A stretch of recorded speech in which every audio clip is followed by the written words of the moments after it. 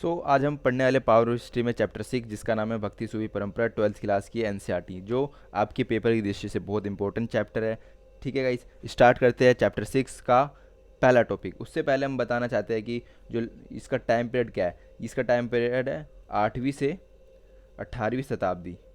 ठीक है guys, time period must है जो आपको याद रखना पड़ेगा।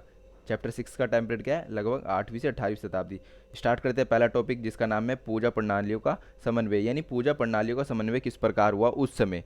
ठीक है गाइस, जो पहला पॉइंट बनता है इसमें बताया कि दो प्रक्रिया जिससे हम विकास को समझ सकते हैं, यही डेवलपमेंट को समझ सकते हैं। उस समय की जो रीति रिवाज का जो विकास हो रहा था उस समय को समझने के लिए पहला है ब्राह्मण विचारधारा का प्रसार पौराणिक ग्रंथों की रचना, संकलन और परीक्षण द्वारा हुआ। यानी ब्राह्मण की जो भी विचारधारा थी, जो भी आइडियोलॉजी थी, जो भी चीज़ उन्हें पवित्र लगती थी, अच्छी लगती थी, उनका वो रचना करते थे या उन्हें संकलन करते थे, यानी उनका परीक्षण करते थे। नेक्स्ट जो प्रक्रिया है वो उसमें क्या होता था, स्त्री हो गए, शूद्र हो गए, सामाजिक वर्ग हो गए और आस्थाओं और आचरणों को ब्राह्मण द्वारा स्वीकृत किया जाना और नया रूप प्रदान किया जाना। यानी क्या हो रहा है, ब्राह्मण स्त्री हो या शूद्र हो, शूद्र यानी निम्न जाति के लोग, उनको भी क्या कर रहे हैं, अपना रहे हैं, वो एक नया रूप प्रदान कर रहे हैं। कौन, ब्राह्मण। ऐसा क्यों कर रहे हैं, क्योंकि ब्राह्मण की जो प्रक्रिया है ना बहुत जटिल हो गई थी शुरू शुरू में। इतनी जटिल हो गई थी कि लोग अब हिंदू धर्म छोड़कर कहीं और जा रहे थे, मतलब दूसरे धर्म को अपना रहे थे। इसीलिए क्या किया ब्राह्मणों ने सोचा कि अब हम क्या करते हैं, एक नया रूप प्रदान करते हैं और स्त्री और शूद्र दोनों को क्या करते हैं, अब अपने उसमें कैटेगरी में लाते हैं, यानी हिंदू में लाते हैं और उन्हें कुछ अधिकार देते हैं जिससे वो कोई दूसरा धर्म ना अपनाए। ठीक है गाइस, नेक्स्ट है सोशोलॉजी। बहुत फेमस पर्सन है ये, रॉबर्ट रैडफील्ड। ठीक है, सोशोलॉजी की बुक में भी आपको पढ़ने को मिलेगा। भारतीय समाज को समझने के लिए इन्होंने दो पार्टों में डिवाइड किया। किसको, भारतीय समाज को समझने के लिए, इंडियन सोसाइटी को समझने के लिए।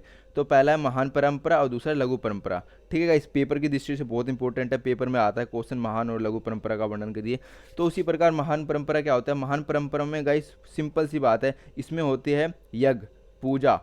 ठीक है, यज्ञ पूजा शास्त्र कर्मकांड और विधि शास्त्र द्वारा होती है। और इसमें क्या होता है, इसमें होता है कि जो निम्न जाति होता है, निचली जातियों के लोगों को पूजा करने का अधिकार नहीं है। यानी इसमें क्या है, निचली जाति का चाहे स्त्री हो उसे आने की जरूरत, इस पूजा में आने की इजाज़त नहीं है, या महिलाएं हो उसको आने की ज़रूरत नहीं है, या कोई चंडाल हो या कोई निम्न वर्ग का हो उसे आने की ज़रूरत नहीं है। किसमें, महान परंपरा में। इसमें कौन आते हैं, पवित्र लोग, उच्च वर्ग, अमीर लोग आ रहे हैं। ठीक है, सो गाइस हमारा जो दूसरी परंपरा है लघु परंपरा। ठीक है, किसने बताइए इस परंपरा को, रॉबर्ट रेडफील्ड ने, जो सोशोलॉजी है। हमने पहला पढ़ा, दूसरा पढ़ रहे हैं हम। इसमें क्या होता है, ब्राह्मण के अलावा दूसरे लोग पूजा कर सकते हैं। यानी इसमें क्या होता है, इसमें जो स्त्री है वो भी पूजा कर सकती है और जो पुरुष है वो भी पूजा कर सकते हैं, चाहे वो निम्न वर्ग का ही क्यों ना हो, वो पूजा कर सकता है। ठीक है, भगवान की आराधना कर सकता है।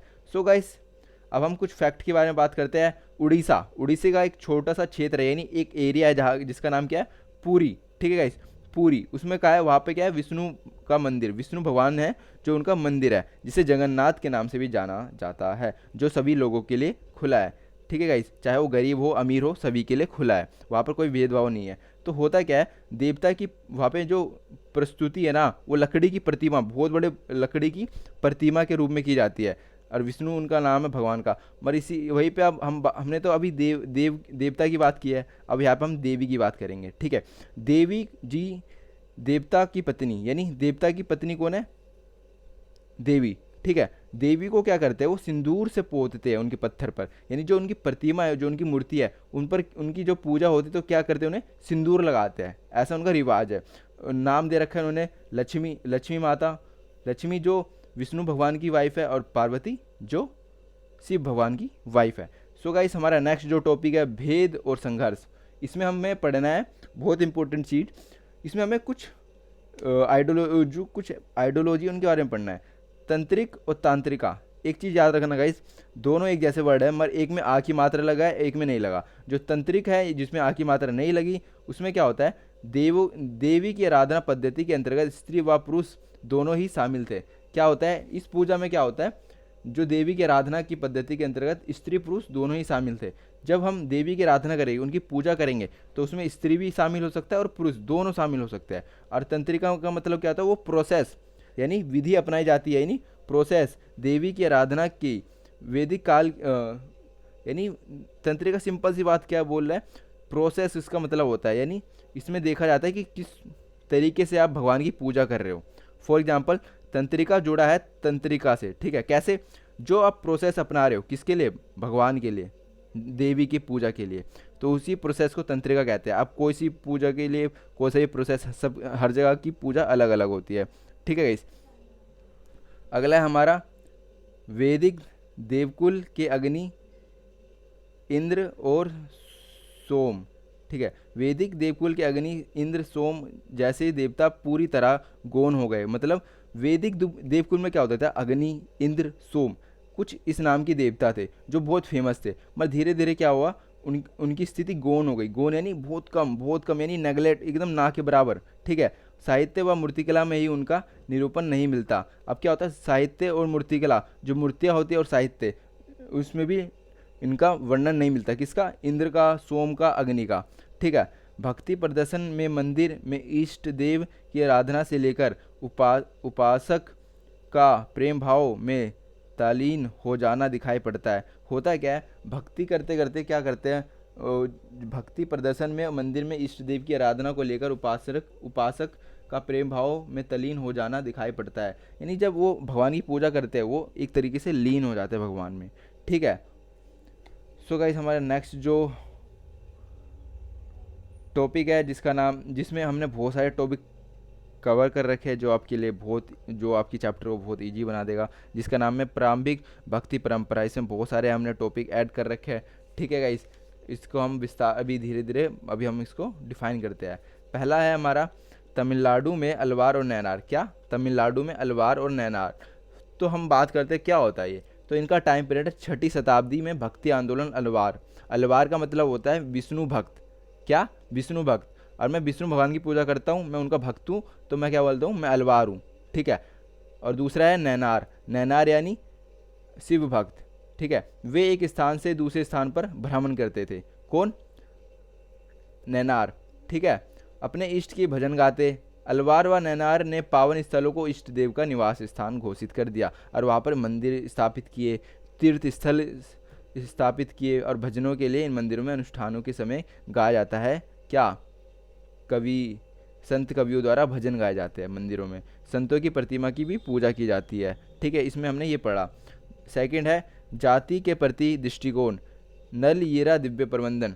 तो जाति के प्रति दृष्टिकोण क्या होता है, जो अलवार और नैनार ने जाति प्रथा व ब्राह्मण की प्रभुता के विरोध में आवाज़ उठाई थी। यानी अलवार नैनार क्या कर रहे थे, ब्राह्मणों का विरोध कर रहे थे, तो उन्होंने आवाज़ उठाई, क्योंकि संत विविध समुदाय से थे, जैसे ब्राह्मण, शिल्पकार, किसान और कुछ तो उन जातियों से थे जिन्हें अस्पृश्य कहते थे। अलवार व नैनार संतों की रचनाओं को वेद जितना महत्वपूर्ण बताकर इन परंपरा को सम्मानित किया। नल ईरा दिव्य प्रबंधन, जैसे गाइस ब्राह्मणों के लिए वेद उनके लिए इम्पोर्टेंट है, वैसी जो नल ईरा दिव्य प्रबंधन नाम है, ये क्या है, अलवार और नैनार कहते हैं कि ये वेद जितने पावरफुल है, इनका जो रचना है जिसका नाम क्या है, नल ईरा दिव्य प्रबंधन, इन्होंने ये दावा किया, ठीक है। नेक्स्ट हमारा है स्त्री भक्त।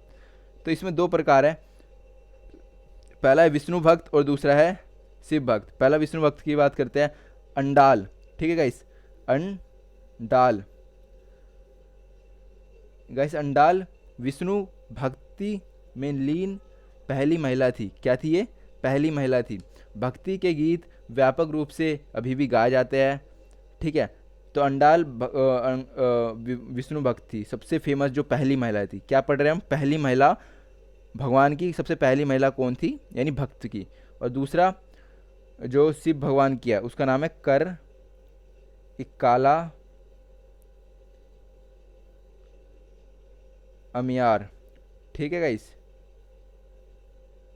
कर ये काल अमियारा। इसने क्या किया, कर एक काल अमियारा शिव भक्त के लिए घोर तपस्या का मार्ग अपनाया। यह पहली महिला थी जिसने शिव भगवान की घोर तपस्या की, ठीक है गाइस। तो हमने दोनों जो पहली महिला थी उनका नाम पढ़ा। अब हम पढ़ते हैं राज्यों के साथ संबंध। क्या गाइस, राज्यों के साथ संबंध कैसे थे उसके बारे में हमें पढ़ना है। तो क्या होता था कि भक्ति तमिल रचनाओं की एक मुख्य विषय वस्तु बौद्ध और जैन धर्म के प्रति उनका विरोध नैनार संतों की रचनाओं में विशेष रूप से उभर कर आता है। यानी जो नैनार संत थे वो अपनी रचनाओं में क्या कर रहे, विरोध कर रहे, बौद्ध धर्म का भी और जैन धर्म का भी। ठीक है, राजकीय अनुदान के लिए प्रतिस्पर्धा थी, यानी राजकीय अनुदान यानी जो राजा द्वारा जो अनुदान दिया जाता था, ठीक है, उसके लिए भी वहाँ पे कंपटीशन होता था। क्यों कंपटीशन नहीं होगा, वहाँ पर जैन धर्म भी है, बौद्ध धर्म भी है, हिंदू धर्म भी है, वहाँ पे अलवार नैनार सब आ रहे हैं, तो सब चाहते हैं कि राजा मेरे को तवज्जो दे। ठीक है, इसलिए क्या हो रहा है, वहाँ पे कंपटीशन ज़्यादा हो रहा है। ठीक है, यह स्पष्ट है कि शक्तिशाली चोल सम्राटों ने ब्राह्मण और भक्ति परंपरा को समर्थन दिया। देखो, चोल जो सम्राट था उन्होंने किसको, दोनों को समर्थन दिया, ब्राह्मणों और या भक्ति परंपरा के समर्थकों, तथा विष्णु और शिव के लिए मंदिरों का निर्माण के लिए अनुदान दिया। यानी इन्होंने एक तरह से तालमेल बैठाया सभी धर्मों के बीच, उन्होंने सभी धर्मों को एक समान दिया। चोल सम्राट की मदद से मंदिर निर्मित हुए। ठीक है गाइस, जो मंदिर निर्मित हुए उसका नाम क्या है, चिदम्बरम, तंजावुर और गंगे कोट चोलपुरम, ये शिव मंदिर थे। कांसे की ढली गई शिव की प्रतिमा भी मिली, यानी एक मूर्ति भी मिली जो कांसे की थी। ठीक है, सो गाइस अब हम पढ़ते हैं निर्गुण। निर्गुण का मतलब क्या होता है, हमने चार ऊपर के टॉपिक को डिफाइन कर दिया और नीचे अब हम बात करते हैं निर्गुण की। निर्गुण क्या होता है, जैसे कबीरदास ना किसी रंग व रूप ऐसे व्यक्ति जो ईश्वर को निरंकार मानते हैं, यानी ऐसे व्यक्ति जो ईश्वर ऐसा मानते हैं कि कोई ईश्वर का कोई रूप ही नहीं है, यानी कोई उनकी मूर्ति में हम पूजा नहीं कर सकते, तो उसको क्या बोलते हैं, निर्गुण। जैसे हमारे कबीरदास हुए, वो क्या मानते हैं, निरंकार मानते हैं कि भगवान ना रंग में है ना रूप में है, ऐसा।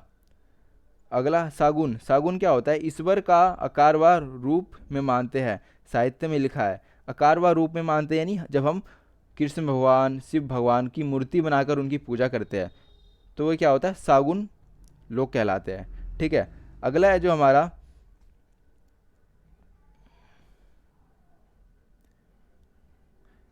छठी शताब्दी में साउथ इंडिया यानी दक्षिण भारत में अलवार नैनार आए, क्योंकि ब्राह्मण का वर्चस्व अधिक था, यानी ब्राह्मण की पावर बहुत अधिक बड़ी थी। ब्राह्मण अपना क्या कर रहे थे, अपने नियम थोप रहे थे लोगों पर। फिर अलवार और नैनारों ने बोला हमारे में कोई भी व्यक्ति आ सकता है। होता क्या है, ब्राह्मण पद्धति है ना, उसमें ब्राह्मण चाहते थे कि उच्च वर्ग आए, पवित्र लोग आए। वहीं पे अलवार नैनार क्या रहे, वो निम्न वर्ग की ओर फोकस हो रहे हैं और बोल रहे कोई भी हमारे पास आ सकता है, चाहे वो ब्राह्मण ही क्यों ना हो, चाहे वो गरीब ही क्यों ना हो, वो चाहे वो चंडाली क्यों ना हो, वो आए हमारे समाज में मिले, अलवार और नैनार ऐसा बोलते हैं। अलवार मतलब विष्णु भक्त और नैनार मतलब शिव भक्त।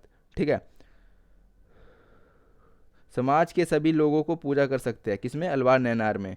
और मगर ब्राह्मण में तो ऐसा नहीं था, ब्राह्मण पद्धति तो अलग थी और अलवार नैनार की पद्धति अलग थी। अलवार नैनार यानी सभी के लिए खुला है, उनके लिए आ सकते हैं और पूजा पाठ कर सकते हैं, हमारे में मिल सकते हैं। और ब्राह्मण में ऐसा नहीं था, ब्राह्मण की जो नियम कानून थे बहुत कठोर थे। अगला, अलवार का ग्रंथ नलियेरा दिव्य प्रबंधन यानी सभी को समान मानते हैं। इसमें विष्णु और शिव की पूजा या मेल पूजा करते थे। पहली औरत अंडाल थी जो हमने पढ़ चुके हैं, विष्णु भक्त फीमेल थी जो जिसने अलवार अपने विष्णु भक्त की पूजा की। और दूसरी है कराकाइल इम्यारा, पहली स्त्री जिसने शिव की पूजा की थी। ठीक है, अगला संत राज्यों के साथ संबंध। संतों के राज्यों के साथ संबंध कैसे थे, सूफी संत जल्दी विश्वास करते थे व राजा संरक्षण देते थे जिससे जनता खुश होगी और राजा जनता से अपनी बात मनवा लेता था। क्या होता था कि अब हम पढ़ रहे सूफी के बारे में। होता क्या था, जो सूफी थे ना, उन सूफी संत थे, होता क्या है, जो पंडित होते हैं या कोई सूफी संत होता है उन पर लोगों का विश्वास ज़्यादा होता है। इसी विश्वास को लेकर जो राजा होता था ना, वो उन्हें सपोर्ट करता था और उनके सपोर्ट को लेकर अपना भी काम करवाता था। ठीक है, तो ये बताया। अगला हमारा है संरक्षण। भूमि दान देते थे राजा, किसको, जितने भी सूफी संत थे। ठीक है, चोल शासक ने मूर्ति बनवाई। ठीक है, जैसे हमने पहली बात कर रखी है, कासे की मूर्ति, तंजावुर चिदम्बरम तंजावुर और गंगे कोट चोलपुरम। ठीक है, जिसका ये मूर्ति के नाम है, प्रतिष्ठा बढ़ाने के लिए, यानी अपना स्टेटस बढ़ाने के लिए। अगला हम पढ़ते हैं कर्नाटक की वीरशैव परंपरा। ठीक है, कर्नाटक की वीरशैव परंपरा में गाइस हम क्या पढ़ेंगे कि वीरशैव यानी शिव के वीर स्थापना दक्षिण भारत में हुई। वीरशैव यानी बाशवन्ना जो एक ब्राह्मण था, फिर एक जैन धर्म को अपनाया। शिव को लिंग के रूप में पूजते थे, इसलिए इन्हें लिंगायत भी कहते हैं। ठीक है, 1108 में जन्म, चालुक्य वंश को छोड़कर जैन धर्म अपनाया और अपने बारे में हाथ पर चांदी के पिटारे जैसे वामस्कंद, प्रत्येक पुरुष हाथ पर लिंग धारण करते हैं। सो गाइस हम इसे अच्छे से पढ़ते हैं अभी। अब हम बताते हैं हुआ क्या था कि 12वीं शताब्दी में एक नया आंदोलन छिड़ा, जिसका नेतृत्व यानी लीड कौन कर रहा था, बासबन्ना। 1106 से 68 में नामक एक ब्राह्मण था ये। तो बासबन्ना एक पहले राजा के दरबार में मंत्री था। ठीक है गाइस, क्या था, मंत्री। तो हुआ क्या, ये वीर से यानी शिव के वीर व लिंगायत लिंग को धारण करने वाला कहलाए। इन्होंने ऐसी आंदोलन चलाया जिसमें दो चीज निकली हमारी, वीर से यानी शिव के वीर और लिंगायत यानी लिंग को धारण करने वाले। इस समुदाय ने क्या किया, पुरुष वाम स्कंद पर चांदी के एक पिटारे में एक लघु लिंग को धारण करता है, यानी चांदी का एक पिटारा है, उसमें लघु लिंग छोटा सा लिंग है। ये लिंग का मतलब शिव भगवान जो उनको दर्शाते हैं, जैसे श्रद्धा की दृष्टि से देखा जाता है। किसकी दृष्टि से, श्रद्धा की दृष्टि से। यह बार भिक्षु शामिल थे। लिंगायत का विश्वास है कि मृत्युपरांत भक्ति में लीन हो जाएंगे। तो लिंगायत का मतलब उनका विश्वास क्या है, हम मरेंगे तो किस में लीन हो जाएंगे, शिव भगवान में, और इस संसार में पुनः नहीं लौटेंगे, दोबारा नहीं लौटेंगे। ये इसका मतलब है जो हमने बता दिया। अब अगला है वीरशैव परंपरा मान्यता क्या है, विधि पूर्वक मृतकों को दफनाना। वीरशैव में क्या होता है, मृतकों को दफनाते हैं। अरे अब हिंदू समाज में देखोगे तो क्या करते हैं, वो जलाते हैं, मगर यहाँ पर क्या कर रहे हैं, दफनाते हैं। समाज की बुराई जैसे सती प्रथा, विधवा पुनर्विवाह, वैश्य विवाह और बालक विवाह का विरोध किया। किसने, वीरशैव परंपरा में। वीरशैव का मतलब शिव के वीर। अब गाइस हम पढ़ते हैं उत्तर भारत में धार्मिक उफान। अब उत्तर भारत में धार्मिक उफान इसका मतलब क्या है, उत्तर भारत जो हमारा नॉर्थ इंडिया है, इसमें क्या हुआ उस समय, विष्णु शिव, नए नए लोग तुर्कों से आ रहे हैं, राजपूत आ रहे हैं, इन सब के बारे में पढ़ना है, किस प्रकार इनमें विवाद हुआ। तो गाइस होता क्या है, राजपूत द्वारा मंदिरों का निर्माण होना, राजपूत द्वारा मंदिरों का निर्माण होना, इसमें हमें पढ़ना है कि उत्तर भारत में इतिहासकारों का मत है कि राजपूत राज्यों का उद्भव ब्राह्मणों का महत्वपूर्ण स्थान था। देखो, जैसे ही राजपूतों का उद्भव हुआ तो ब्राह्मणों का वहाँ पर महत्वपूर्ण स्थान हो गया। वे ऐहिक व अनुष्ठानिक दोनों ही कार्य करते थे। इसी समय धार्मिक नेता जो रूढ़िवादी ब्राह्मणी साचे के बाहर थे, उनके प्रभाव में विस्तार होता। ऐसे नेता जो नाथ, जोगी, सिद्ध शामिल थे, इनमें बहुत लोक शिल्पी समुदाय के थे जिन्हें जुलाहे कहते हैं। यानी ब्राह्मण की जो विचारधारा है, इन्हीं में से कुछ लोग बाहर निकले। ठीक है, फॉर एग्जांपल ये ब्राह्मण का पूरा समुदाय है। ठीक है गाइस, ये पूरा समुदाय है, और इसी में से कुछ लोग बाहर निकले और उन्होंने अपना समुदाय बनाया, जिसमें कौन थे, नाथ, जोगी, सिद्ध। ठीक है गाइस, इन इन नाम के लोग थे जिन्होंने अलग अपना विचारधारा बनाई। इसमें जुलाहे भी थे। जुलाहे मतलब शिल्पी समुदाय के लोग जो शिल्प से जुड़ा हुआ काम करते हैं। सो गाइस अब हमारा अगला है बड़े बड़े शिव मंदिर और स्थान ब्राह्मणों को भी स्थान दिए गए। क्या हुआ, जैसे ही राजपूत लोग आए, अब उन्होंने क्या हुआ, ब्राह्मणों की शक्ति बढ़ गई। अब उनको भी क्या हो रहा है, अब मंदिर बनवाने के लिए राजपूत बनाए जा रहे हैं। ठीक है, अगला है एक नवीन तत्व भारत में तुर्कों का आगमन, जो हमारा नेक्स्ट है। एक नवीन तत्व तुर्कों का आगमन जिसकी प्रकाष्ठा दिल्ली सल्तनत की स्थापना हुई। राजपूत राज्यों व ब्राह्मणों का प्रभाव हुआ। इसी परिवर्तन का प्रभाव संस्कृति और धर्म पर भी पड़ा। अगला जो टॉपिक हमारा गाइस,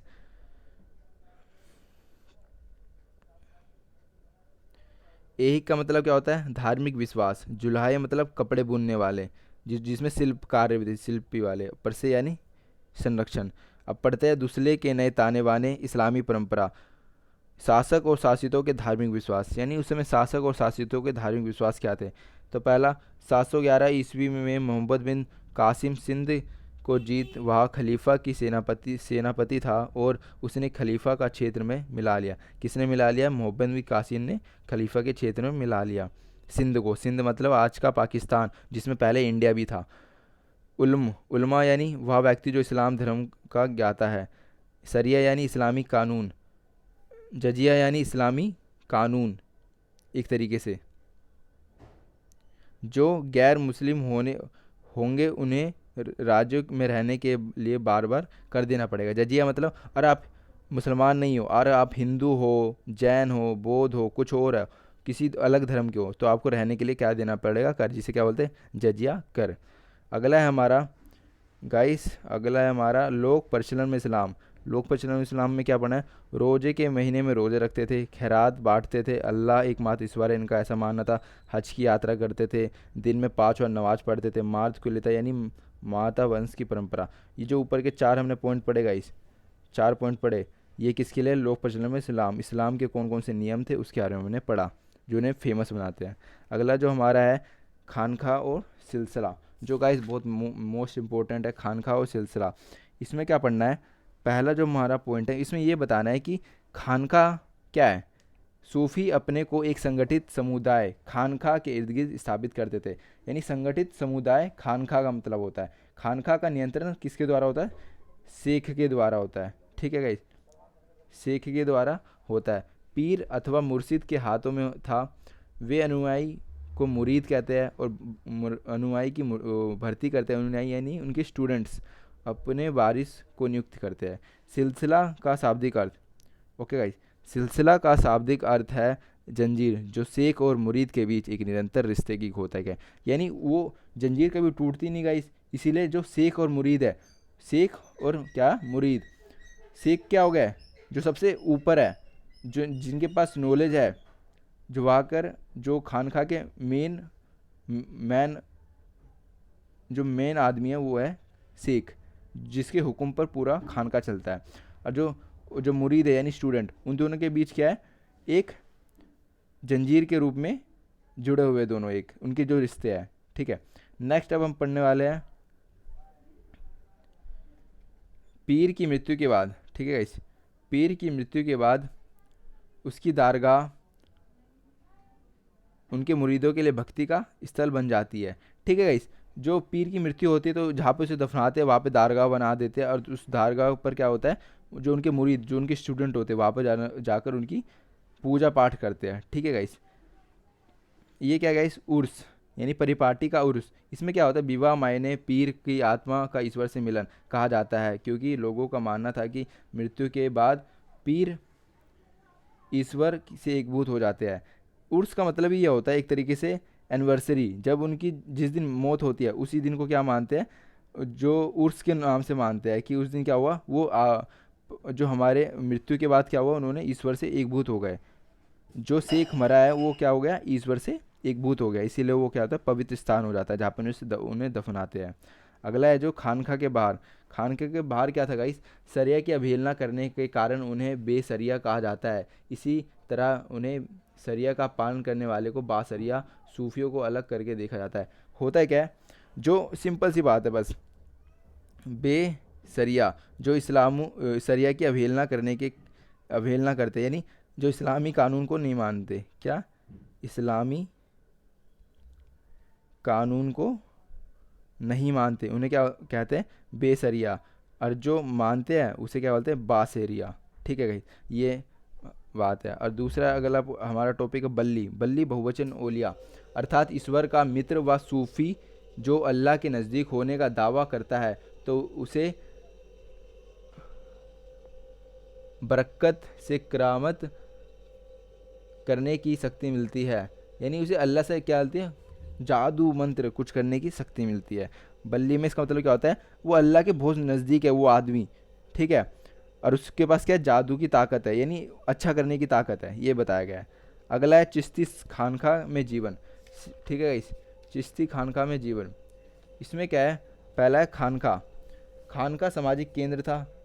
हमें शेख निजामुद्दीन औलिया की खानका के बारे में पता है, जो उस समय दिल्ली की बाहरी सीमा पर यमुना नदी के किनारे ग्यासपुर में है। यहाँ पर कई कमरे हैं, बड़े हॉल हैं, और जहाँ अतिथि रहते हैं, उपासना करते हैं। सहवासियों का शेख अपना परिवार, सेवक और अनुयायी थे। शेख एक छोटे से कमरे में छत पर रहता है, ठीक है गाइस। यानी एक तरीके से पूरा क्या है?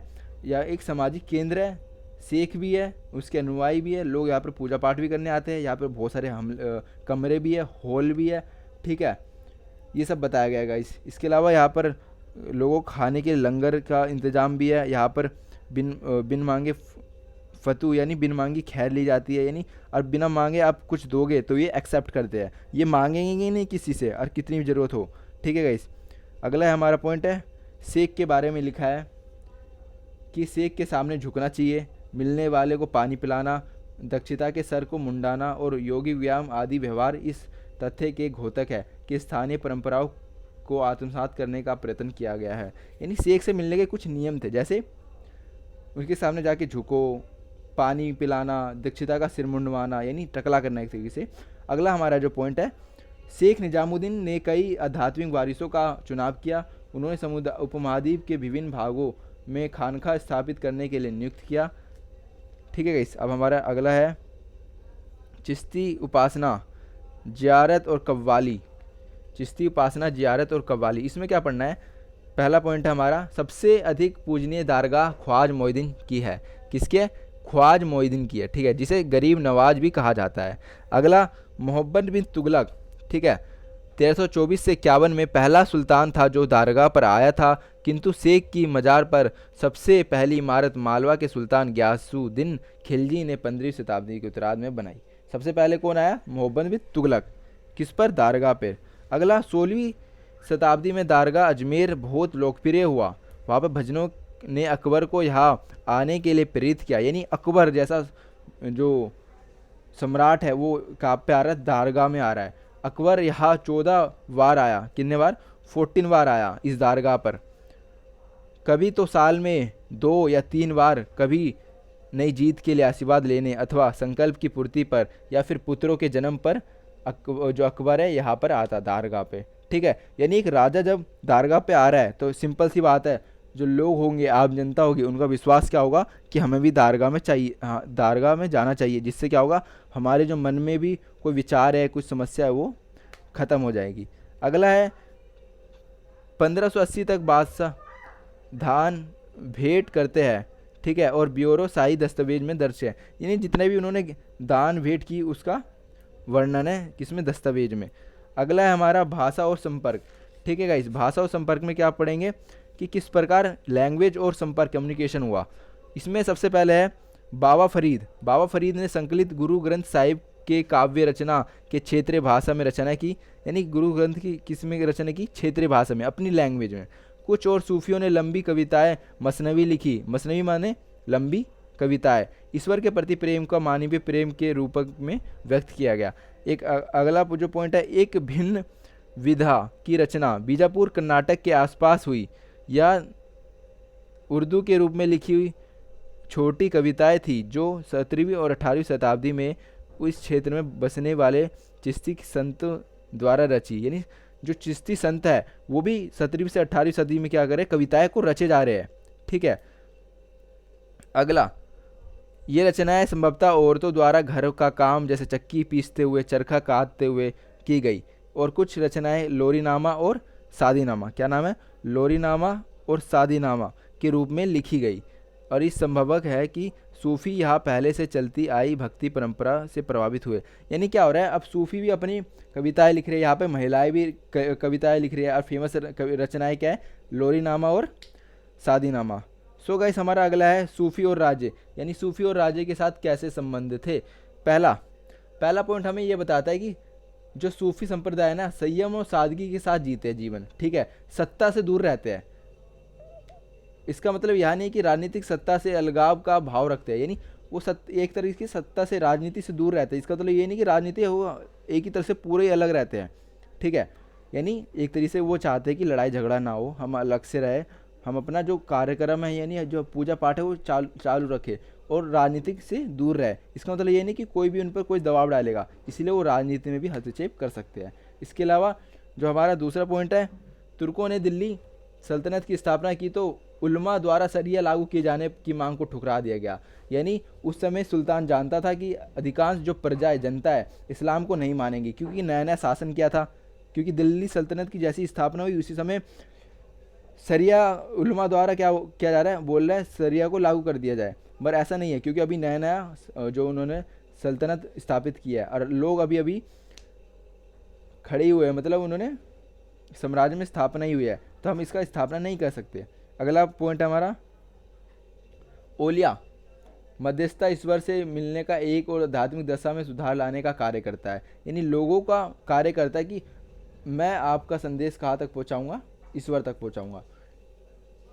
वो पूजा पाठ के काम करते हैं, ठीक है। अगला, सुल्तान व सूफियों सत्ता का दावा करने के लिए दोनों ही कुछ आचारों पर बल देते हैं। यानी जो सुल्तान किंग होता है और जो सूफी संत होते हैं, उनके कुछ ऐसे चीज़ होते हैं जिससे उनके आचारों पर बल मिलता है, यानी उनकी एक स्टेटस बनता है। जैसे झुककर प्रणाम करना, कदम चूमना, कभी कभी सूफी का आडंबरपूर्ण पादवी से संबोधित किया जाना। उदाहरण के लिए शेख निजामुद्दीन औलिया के अनुयायी उन्हें सुल्तान उल मासूक यानी शेखों के सुल्तान कहकर संबोधित करते हैं। तो गाइस कभी कभार ना सुल्तान और सूफी संत में भी मतभेद हो जाते थे। क्यों? क्योंकि दोनों के स्टेटस का एक ही समान है। यानी हम राजा के सामने भी झुकते हैं और सूफी संतों के सामने भी झुकते हैं, ठीक है। इस प्रकार से उनके पास मतभेद भी होना स्टार्ट हो गए थे। अगला जो हमारा है, देव्य वस्त्र की बुनाई कबीर। पहला हमारा पॉइंट है, कबीर की वाणी 3 विशिष्ट किंतु परस्पर व्यक्त परिपाटियों में संकलित है। कबीर बीजा, कबीर पंथी और वाराणसी तथा उत्तर प्रदेश के अन्य स्थानों पर संरक्षित है। यानी कबीर की जो चीज उन्होंने लिखी, कबीर ने जो भी चीज़ संकलन की, रचना की, उसका जो वर्णन है वो वाराणसी में कबीर पंथ में, कबीर बीजक में मिल जाएगा, ठीक है। इसके अतिरिक्त कबीर के कई पद आदि ग्रंथ साहिब में संकलित है। लगभग सभी पांडुलिपियां संकलन और कबीर की मृत्यु के बाद में किया गया है, ठीक है। 19वीं सदी में उनके पद संग्रह में बंगाल, गुजरात, महाराष्ट्र जैसे क्षेत्रों में संकलित किया गया। सो अगला है हमारा कबीर के लिए है उल्टीवासी। उल्टीवासी यानी उल्टी कही उक्तियाँ। इसमें रोजमर्रा के अर्थ उल्टा दिए जाते हैं, यानी उल्टी उक्तियाँ, यानी ऐसे सेंटेंस जो उल्टा लिखा हुआ है, ठीक है। कबीर ने सत्य को वर्णित करने के लिए परिपाटी का सहारा लिया। इस्लाम दर्शन की तरह वे सत्य को अल्लाह, खुदा, हजरत पीर कहते हैं। देखो कबीर ने क्या बोला कि सत्य क्या है, अल्लाह, हजरत पीर। कोई मूर्ति में भगवान नहीं है, उन्होंने ये बोला। किसी भी ठोस चीज़ में भगवान नहीं है। जिसे हम मूर्ति बना के पूजा पाठ किए जा रहे हैं, हम दूध चढ़ाए जा रहे हैं, कुछ भी किए जा रहे हैं, उसमें भगवान नहीं है। भगवान क्या है? सत्य, ट्रुथ, सत्य ही भगवान है। उसे अल्लाह का नाम दिया, हजरत का नाम, पीर का नाम, यानी भगवान का नाम दे दिया हमने, ठीक है। अगला वेदांत। वेदांत दर्शन से प्रभावित वे सत्य को अलख, निरंकार, वाहन और आत्मान कहकर संबोधित करते हैं।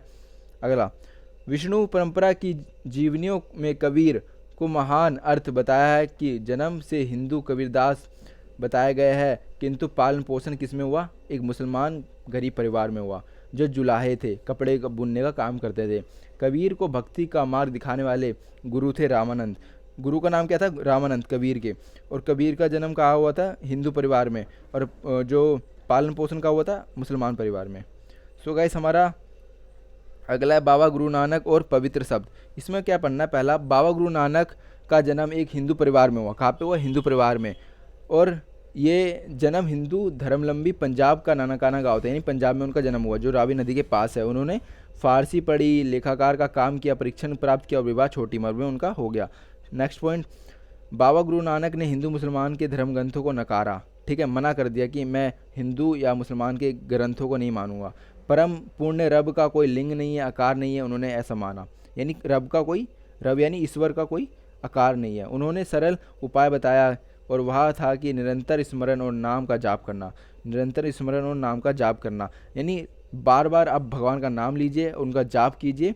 उन्हें सरल उपाय बताया कि उन्होंने अपने विचार को पंजाबी भाषा के शब्द के माध्यम से सामने रखा। बाबा गुरु नानक के शब्द अलग अलग रागों में गाते हैं और उनका सेवक मर्दाना रबाब बजाकर उनका साथ देता है, ठीक है। नेक्स्ट है हमारा, बाबा ने अनुयायी को एक समुदाय में संगठित किया। सामुदायिक उपासना संगत के नियम निर्धारित किए, यानी पूजा पाठ करने के लिए उन्होंने अलग से नियम बनाए, ठीक है। उन्होंने अपनी अनुयायी अंगद को, उनका जो अनुयायी था यानी स्टूडेंट था अंगद को, उनके बाद गुरुपद आसीन किया। यानी जब उनके मृत्यु के बाद उनका पद कौन आसीन करेगा? अंगद, जो उनका स्टूडेंट है यानी अनुयायी है। नेक्स्ट, बाबा गुरु नानक की मृत्यु के बाद अनुयायियों ने आचार विचारों को हिंदू मुसलमान धर्म से अलग रखा, ठीक है, यानी एक तरीके से अलग ही रखा पूरा अपने विचारों को हिंदू और मुसलमानों से। गुरुवाणी यानी गुरु के मुंह से निकली हुई वाणी। पांचवें गुरु अर्जुन देव जी ने बाबा गुरु नानक तथा 4 उत्तराधिकारी बाबा फरीद, रविदास और कबीर की वाणी को आदि ग्रंथ साहिब में संकलित किया। अगला 17वीं सदी में उत्तरार्ध में 10वें गुरु गोविंद सिंह जी ने 9वें गुरु तेग बहादुर को रचनाओं को भी इनमें शामिल किया और इस ग्रंथों को गुरु ग्रंथ साहिब कहा गया। गुरु ग्रंथ सिंह ने खालसा पंथ की नींव डाली। खालसा पंथ यानी पवित्रों की सेना डाली। 5 पवित्र चिन्ह हैं इनके: बिना कटे केस, कच्छ, कंग, लोहा, कड़ा। सो गाइस अगला है हमारा मीराबाई भक्ति में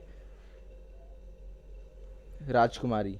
तो इसमें क्या पढ़ना है, जो मीराबाई थी ना गाइस, मीराबाई ने क्या किया, सुप्रसिद्ध कवियत्री थी, यानी कवित्री यानी कविता लिखने का भी शौक था इन्हें।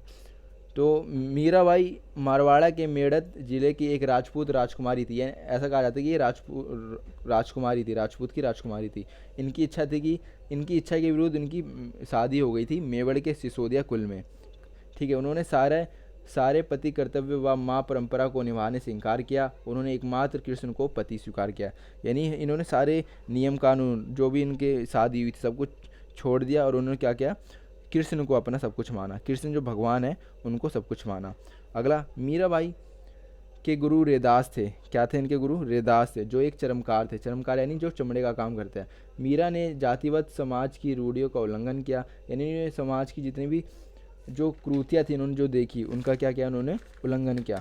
सो गाइस हमारा लास्ट जो हमारा टॉपिक है, लास्ट है गाइस, धार्मिक परंपराओं के इतिहास का पुनर्निर्माण। इसमें क्या होना है, प्रत्येक किस्म के मूल पाठ को समझने के लिए तरह तरह के कौशल होना चाहिए, कई भाषाओं की जानकारी होनी चाहिए। इतिहासकार विधि व शैलियों को सूक्ष्म अंतरों को भी पहचानना पड़ता है। इन इतिहासकारों को क्या पहचानना पड़ता है, किस प्रकार से लिखा गया है, कौन सी शैली है, ठीक है, कौन सी भाषा का यूज किया है, किस प्रकार इस जो किसी चीज़ का वर्णन किया है, क्यों किया है, तो इन सबको देखा जाना है। उसके आधार पर हम क्या करते हैं, पुनर्निर्माण करते हैं।